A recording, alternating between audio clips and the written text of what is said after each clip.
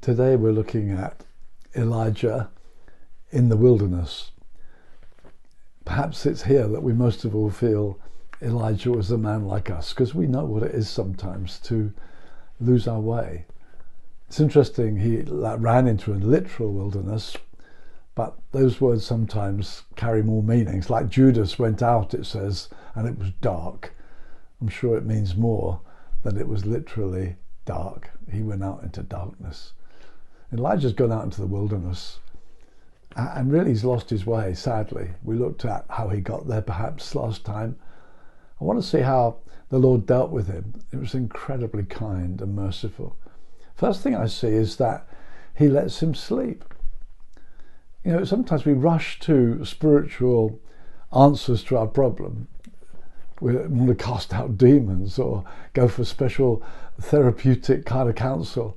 And here, he just lets him sleep. You know, sometimes you can be merely exhausted and not take into account our bodies, their need.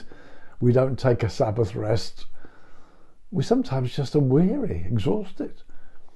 And we don't need to necessarily rush to look for demonic activity. He let him sleep. And then the next thing, it's extraordinary, he gave him food to eat. Actually, the angels fed him. Imagine, angels were commanded to feed this runaway prophet.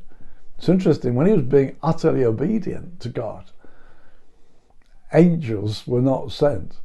When he was being obedient, ravens fed him. He drank from the brook. When he's running away and useless, angels are sent. Go feed him. Care for my servant. And then he's told, now go in the strength of this. You know, he's going to run. He's given him room to run. Gave him space. Beloved, these are very human things. And we mustn't despise the fact we have a human frame. God knows our needs. I love the fact that when Simon Peter was restored after his denial of Jesus, his heartbreak, his weeping, we find Jesus on the lake shore preparing breakfast. The first thing he did was give him breakfast to eat. Then he re-engaged with him. So here God is caring for him in a wholehearted way, in a whole fulfilling his needs. And then you run. And of course, this is the great thing about believers. We ultimately know where to run to. And it says he ran to Horeb, or Mount Sinai. He went to where God had first revealed himself at the Ten Commandments, that covenant God. He ran back to covenant truth that he knew. And that's what we must always do, dear friends. We go back to God. We go back to the things we certainly know. Even if we feel I'm in the wilderness, we know enough to know what to go back to. If you're going through a bad time, let me remind you, go back to the things you know.